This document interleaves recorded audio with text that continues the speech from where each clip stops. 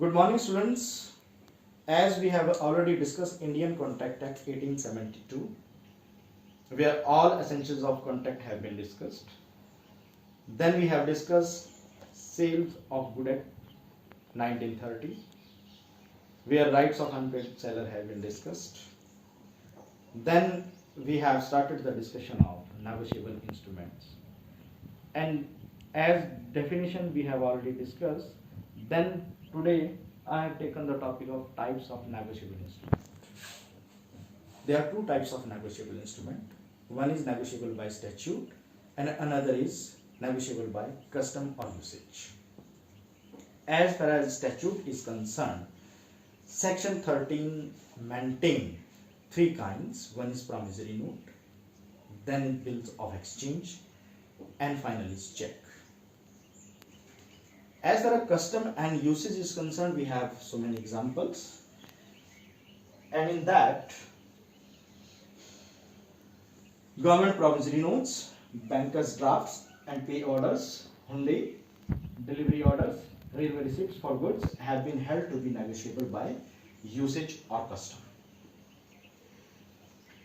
As far as promissory note is concerned, promissory note is an instrument in writing, not being bank note or currency note. Bank note and currency is not treated as negotiable instrument.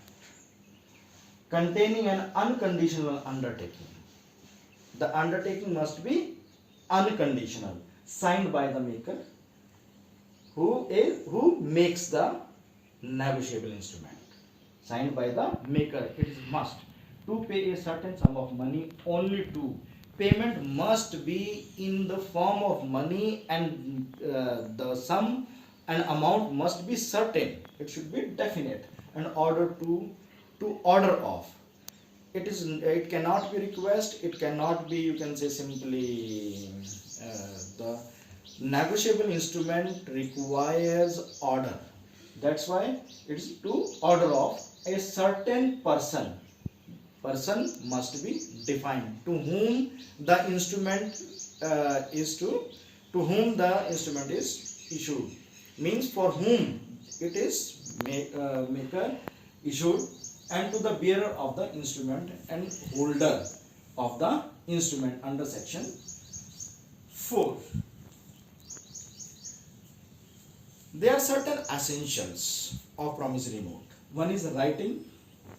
The document must be in writing, and promises to pay. As already, the intention of the party in negotiable instrument must be clearly intended to pay the amount. Then definite and unconditional. It should be very, you can say, clear that amount should be definite and it should be free from any condition. It should be unconditional. And signed by the maker is another requirement. Maker must sign it. Then is certain parties. Party must be very clear to whom the negotiable instrument has to, you can say, for whom it is to be made by the maker. Means drawer or acceptor must be very clear. Then is promises to pay money only. It is also another requirement. I have already discussed with you in the definition that it must be paid in the money only. Then bank note and currency note is not a promissory note. It is given in the promissory. As the essentials is continued here, like another essentials are formality like number, date, place, consideration, etc. must be very clear in the negotiable instrument. Then it is payable on demand and often a definite period of time. Whenever it is demanded, it has to be presented. Then it cannot be made payable to bearer on demand. It is the requirement of negotiable instrument. Then the second is bill of exchange.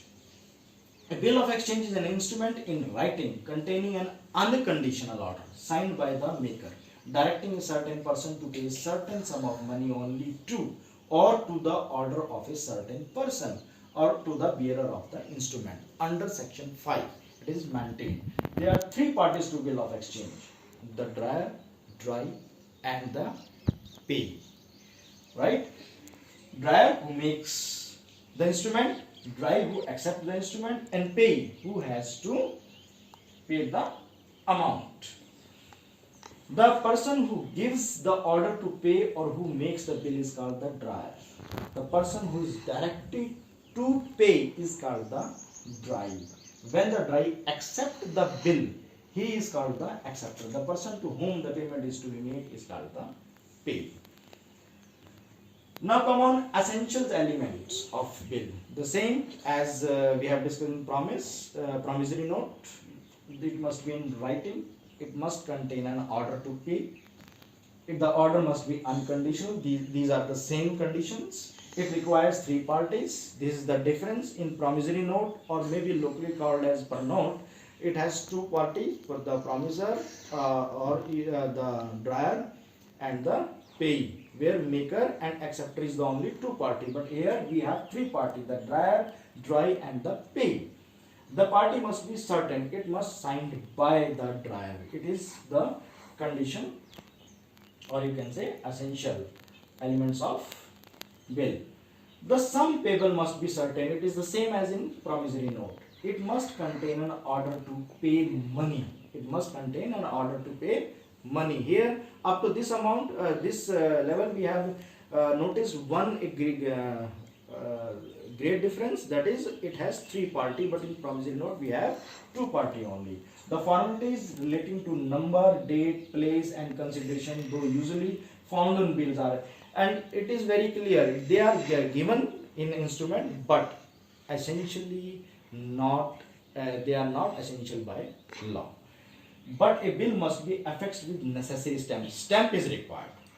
A bill as originally drawn cannot be made payable to bearer on demand.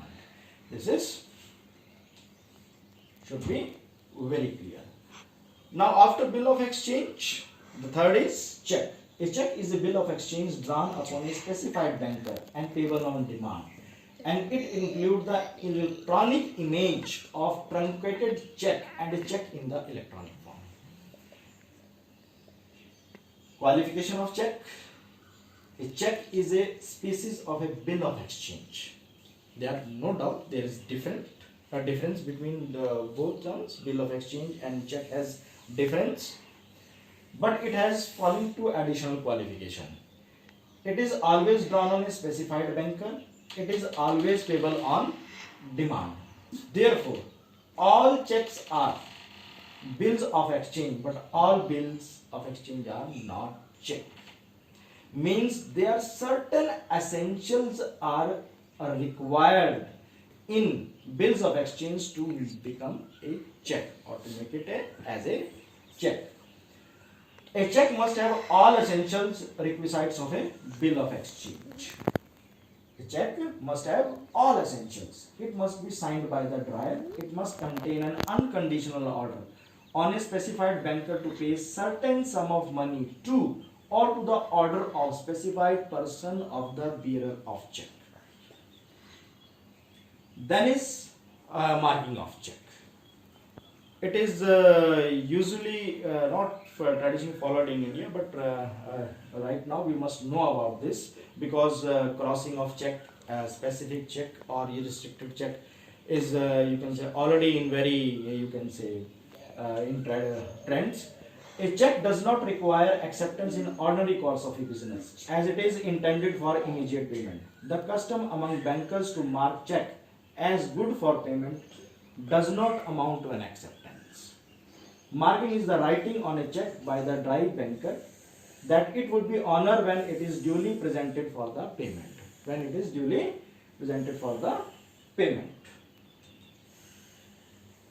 Now come on, as far as this effect of marking a check as good by the dry banker is that it cannot be countermanded by, cannot be countermanded by the dryer subsequently, and the pay is certain of getting the money. Means the pay is certain of getting the money. He definitely will get the money, which is marked in the you can check. Check may be marked as good by the dry banker at the instance of three: the dryer, the holder, and the finally collecting banker. So friends, if you further you can say clarify about this, then we have two types of check. One is open check and other is of cross check. In types of crossing, we have general crossing and specific crossing and restrictive crossing, not negotiable crossing. You have generally noticed when you issue this particular check, then it is crossed on the left hand side of the corner of the above check, and it is mentioned here in that it is not negotiable. Not negotiable means non-transferable. If the simply you can say two lines have been given, then it is you can say means it is account paid check, and restriction is given there. And when sometime company name have been also mentioned over there, and that is the you can say restrictive check, or we can make it you can say specifically to a person that he will get the payment.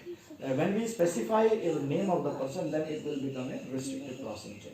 And not negotiable means non-transferable. This is another you can say form of restrictive check. So friends, this is all about you can say negotiable instrument. Where simply we have discussed that three by statute, three kinds, then promissory note, bills of exchange and check. We must note the distinction between bills of exchange and promissory note, as well as between the bills of exchange and check.